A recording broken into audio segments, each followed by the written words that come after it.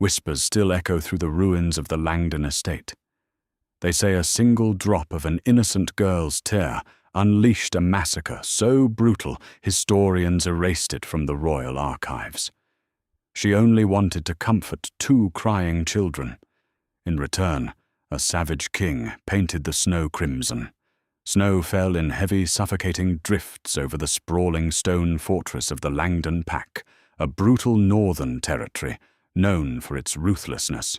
Within the courtyard, the biting wind howled, yet it was nothing compared to the cruelty inside the castle walls. Cassia knelt on the freezing cobblestones, scrubbing the blood of freshly hunted game from the steps. She was 20 years old, yet her eyes held the exhausted weight of a lifetime of torment. Born with a jagged blackened birthmark spanning her collarbone, a shape resembling a shattered star, she was branded cursed by the Pack's elders. In the werewolf world, omens were law. Cassia was stripped of her rank, denied the right to shift, and forced into indentured servitude. Inside the grand hall, panic and frantic preparation consumed Alpha Tobias Langdon and his mate, Luna Genevieve. Tonight was no ordinary gathering. Alpha King Gideon Hallow, the supreme ruler of all Western territories, was arriving to sign the Winter Solstice Treaty. To legitimize the event, human dignitaries were present, including Sir Alistair Covington, a renowned royal scribe from the human capital of Oakhaven, tasked with documenting the historic peace accord. Tobias was desperate to present his pack as flawless, disciplined, and powerful. A cursed marked Omega scrubbing the floors was a stain he refused to let the king see. "Get her out of sight." Tobias snarled, his heavy boots kicking the wooden bucket beside Cassia, sending icy water spilling over her threadbare dress. "If King Gideon or his royal entourage lays eyes on this filth, I will personally throw you to the wild boars, Cassia. Lock her in the old stables until the king departs." Shivering and biting her lip to hold back tears, Cassia gathered her rags and hurried toward the decaying wooden stables on the far edge of the territory. The air was frigid, slicing through her thin garments, but the isolation was a rare comfort.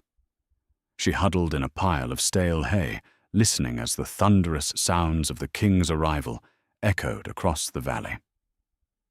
King Gideon Hallow was a legend, a monstrously strong warrior who had united the warring factions through sheer unmatched power. Widowed years ago, he was fiercely protective of his twin 4-year-old sons, Liam and Wyatt. Hours bled into the night. The sounds of raucous feasting, clinking goblets, and boisterous laughter drifted from the main hall. Cassia tried to sleep, curling into a tight ball to preserve her body heat, but the heavy silence of the stables was suddenly broken by the creak of the heavy wooden doors. Cassia held her breath. 2 tiny figures tumbled into the dimly lit barn. They were swathed in expensive, fur-lined cloaks, their cheeks flushed pink from the cold, and their eyes wide with mischief. It was the royal pups, Liam and Wyatt.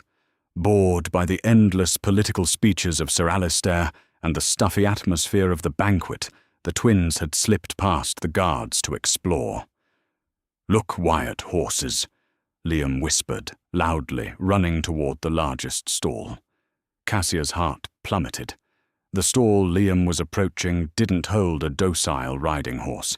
It held a massive, half-wild stallion Tobias had recently captured, an aggressive beast known to kick the timber to splinters. Before Cassia could call out a warning, Wyatt unlatched the heavy iron bolt. The stall door swung open, and the massive dark horse, startled by the sudden intrusion, reared back. Its powerful hooves slashed through the air, letting out a terrifying, deafening whinny. The pups froze in sheer terror, trapped in the narrow corridor.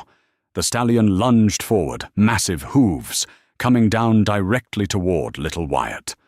Without a second thought, Cassia threw herself across the hay.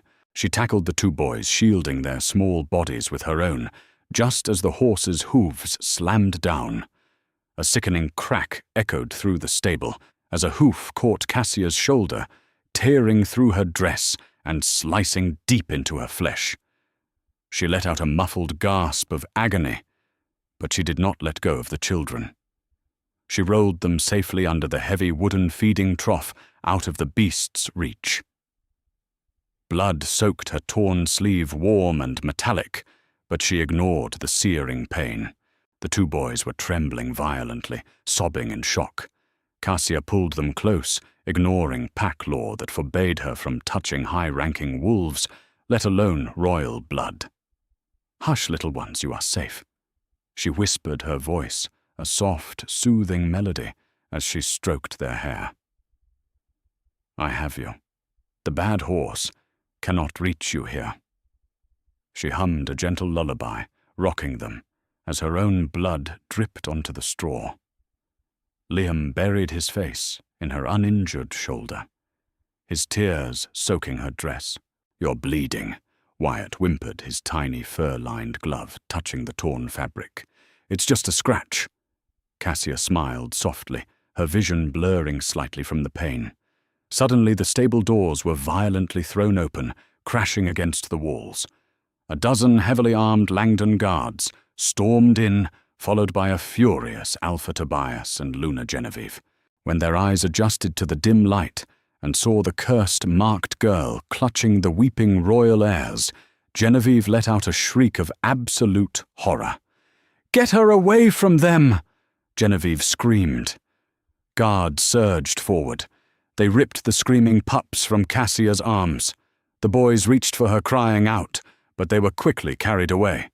Tobias lunged at Cassia, his massive hand wrapping around her throat, hauling her off the ground. "You cursed wretch!" Tobias roared, spittle flying from his lips. "You dared to put your filthy, tainted hands on the king's children. You have doomed us all. I saved them." Cassia choked out, struggling to breathe. "Liar!" Genevieve spat, striking Cassia across the face with the back of her heavy jeweled hand. "Look at the blood on their clothes." She tried to curse them, Tobias. "If the king sees this, we must punish her publicly, before the king finds out. To show him we do not tolerate such treason." Tobias dragged Cassia out into the freezing courtyard, throwing her violently against the iron whipping post in the center of the square. Music and forced laughter continued to bounce off the walls of the great hall. King Gideon Hallow sat at the head of the massive oak table, swirling the dark wine in his silver goblet. His imposing frame was tense. Despite the political chatter of Sir Alistair Covington to his right, Gideon's instincts were screaming. His inner wolf paced violently within his mind, a restless, primal urge he hadn't felt in years. He abruptly raised a hand, silencing the human scribe mid-sentence. Gideon stood up, his golden eyes scanning the room. The sycophantic Langdon elites fell silent under his piercing gaze. "Where are my sons?" Gideon's voice was a low, dangerous rumble that rattled the silver plates on the table. Before anyone could answer, the heavy oak doors of the dining hall burst open. Luna Genevieve rushed in, flanked by two guards holding Liam and Wyatt. The boys were hysterical, kicking and thrashing in the guards' grip. But it wasn't their tears that made Gideon's blood run cold. It was the scent.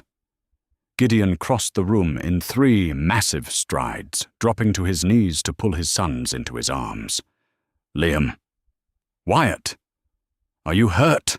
he demanded, frantically checking them. "Papa! Papa! They took her! They're hurting her!" Wyatt sobbed, his small hands gripping Gideon's tunic. Gideon froze. He looked down at Wyatt's cloak. There, smeared across the white fur, was a streak of blood. It wasn't his son's blood. The moment the scent hit Gideon's senses, the world entirely stopped. It was the scent of pine, sweet honey, and copper. But underneath the copper was something else. A profound, soul-shattering click in his chest. The mate bond.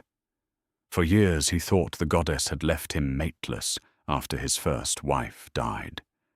But this blood, this scent belonged to his fated mate, and she was in agonizing pain. A terrifying guttural roar ripped from Gideon's chest, a sound so monstrous that several dignitaries, including Sir Alistair, dropped to their knees in terror. "Whose blood is this?" Gideon snarled, his eyes flashing to a lethal glowing gold.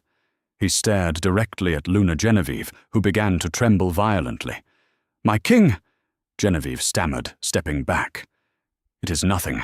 A cursed, marked Omega servant tried to harm the young princes in the stables. Alpha Tobias is dealing with her in the courtyard as we speak. She is being punished for touching royal blood." Gideon didn't wait for her to finish. He moved with a speed that defied logic, blowing past the guards and shattering the grand hall's wooden doors off their iron hinges as he burst into the freezing night. In the center of the snow-covered courtyard, illuminated by flickering torches, Cassia was chained to the iron post. Her back was bare to the biting wind, her skin pale and shivering. Tobias Langdon stood behind her, a heavy leather whip in his hand. "Filthy marked rat!" Tobias spat, raising his arm. The whip cracked through the air, tearing into Cassia's skin. She let out a heart-wrenching scream, her body sagging against the chains. Gideon felt the strike echo in his own soul. The agony of his mate being struck snapped the last thread of his humanity. "Tobias!" Gideon's voice boomed like thunder across the mountains. Tobias turned his arrogant sneer, faltering, as he saw the Alpha King descending the steps. "My king, do not worry. I am ensuring this wretch pays for daring to lay her cursed hands on your—" Gideon didn't speak. He didn't demand an explanation. He simply became a blur of lethal, unadulterated violence. He crossed the courtyard in a fraction of a second. Before Tobias could even blink, Gideon's massive hand clamped around the Alpha's throat, lifting him entirely off the ground. The bones in Tobias's neck creaked under the immense pressure. "She saved my sons," Gideon growled, his voice vibrating with a demonic resonance. "And you dared to make her bleed!" With a sickening snap, Gideon crushed Tobias's windpipe, throwing the lifeless body of the Langdon Alpha into the snow like a discarded rag. The courtyard erupted into chaos. The Langdon Beta and 24 guards drew their weapons, surging forward to avenge their fallen leader. From the balcony, Sir Alistair Covington watched in absolute horror, his quill shaking, as he witnessed a myth turn into a nightmare. Gideon didn't even fully shift into his wolf form. He didn't need to. Fighting as a man infused with the primal strength of the Alpha King, he became an unstoppable force of slaughter. He caught the incoming Beta by the jaw and ripped his head backward, snapping his spine. He ducked under a silver sword strike, driving his fist through a guard's armored chest, pulling his hand out slick with gore. Blood sprayed across the pristine white snow, painting the courtyard in a gruesome crimson mosaic. Limbs snapped, skulls cracked, and screams filled the freezing air. Anyone who bore the Langdon crest, anyone who stepped between Gideon and his mate, was annihilated. In less than 3 minutes, the elite fighting force of the Langdon pack was reduced to a pile of broken bodies. Genevieve, who had run out to the courtyard, fell to her knees, screaming in terror, before Gideon's lead guard, who had followed his king, executed her for treason against the crown. Breathing heavily, his chest heaving, and his hand stained red, Gideon ignored the carnage around him. He walked slowly toward the whipping post. Cassia was barely conscious. Her head hung low, her jagged birthmark exposed to the cold, her breathing shallow. She flinched as she heard the heavy footsteps approaching, expecting another strike. Instead, she felt massive, incredibly warm hands gently, almost reverently grip the heavy iron chains. With a single flex of his arms, Gideon snapped the iron links as if they were made of brittle glass. Cassia collapsed, but she didn't hit the cold ground. Gideon caught her in his arms, pulling her small, bruised body against his broad chest. He wrapped his own thick, fur-lined royal cloak around her shivering form, shielding her from the wind and the horrors of the courtyard. Cassia forced her heavy eyelids open, looking up into the glowing golden eyes of the most terrifying man in the realm. Yet looking at her, those eyes held nothing but profound, agonizing tenderness. "I have you," Gideon whispered, echoing the exact words she had spoken to his sons. "You are safe now, my queen. No one will ever hurt you again." Warmth was a foreign concept to Cassia. For 2 decades her existence had been defined by the biting frost of the Langdon cellars, the sting of leather whips, and the cruel mockery of her former pack. Yet as she drifted slowly back into consciousness, she found herself submerged in a cocoon of unimaginable comfort. She lay in a massive, ornate 4-poster bed, draped in crimson silk and heavy furs, within the heart of Ethelgard Citadel, the royal fortress of the Alpha King. The room smelled of crackling cedarwood lavender, and the faint, grounding scent of pine and honey Gideon's scent. Her shoulder, previously mangled by the stallion's hooves, was expertly bandaged, throbbing only with a dull ache thanks to the herbal poultices applied by Dr. Beatrice Caldwell, the royal physician. Cassia blinked against the soft candlelight, her breath hitching as she realized she was not alone. Sitting in a high-backed mahogany chair beside her bed was King Gideon Hallow. The terrifying godlike warrior who had decimated an entire pack with his bare hands now looked utterly exhausted. His golden eyes were softened with profound relief as he leaned forward gently, taking her small, scarred hand in his massive, calloused one. "You are awake," Gideon murmured, his voice a low, soothing rumble. "Do not try to move. You are safe in my chambers, Cassia. The Langdon pack is no more, and no soul will ever raise a hand to you again." Before Cassia could process the sheer impossibility of the Alpha King knowing her name, let alone treating her with such reverence, the heavy oak doors creaked open. 2 small figures peeked into the room.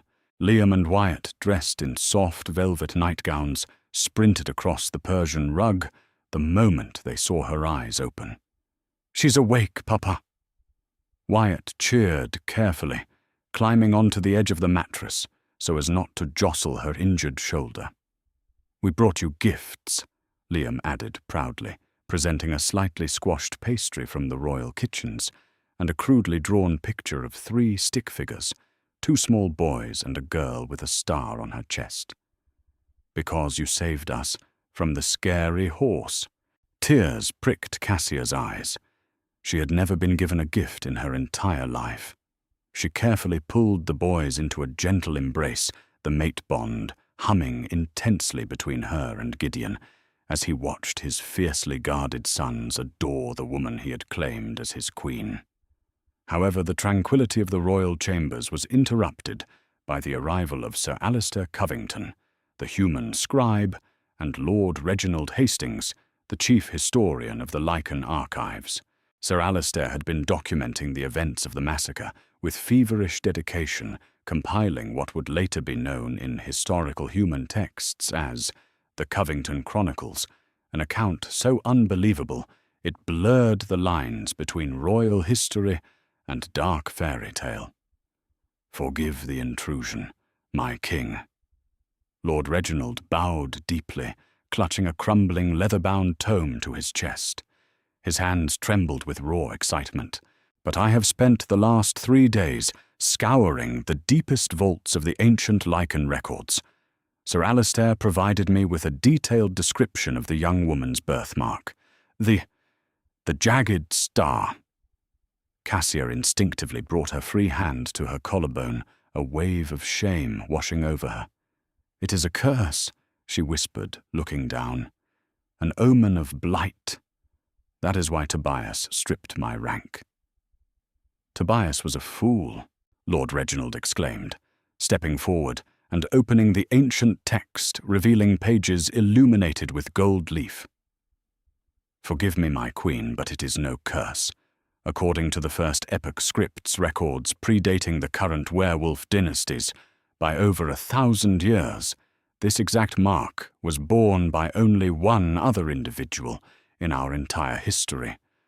The first Luna. Gideon stood up, his posture instantly rigid with shock. The first Luna is a myth, a bedtime story. I assure you, sire, the evidence is overwhelming, Sir Alistair interjected, adjusting his spectacles. As an impartial human observer, I matched the anatomical sketches from the Oakhaven Royal Library with her mark. The shattered star is not a symbol of blight. It is the celestial crest. It signifies a wolf whose spirit is intrinsically tied to the moon goddess herself. The Langdons suppressed her out of ignorance and fear of a power they could not comprehend. Cassia stared at the ancient drawing. It was an exact replica of the blackened mark on her skin. They kept her starved and broken. Lord Reginald explained, his voice thick with sorrow. Because, if an Omega bearing the celestial crest were ever allowed to heal, ever allowed to feel love and safety, her dormant wolf spirit would awaken. She is not an outcast, King Gideon. She is the rightful sovereign of all lichen kind. Her presence alone has the power to unite the warring factions. She is the reincarnated mother of the Pax. Gideon looked down at Cassia, his golden eyes blazing with a mixture of overwhelming love and fierce territorial protection. He knelt beside the bed, pressing a reverent kiss to the jagged mark on her collarbone. Curse or queen, it matters not to me. Gideon swore, his voice echoing in the quiet room. You are my mate.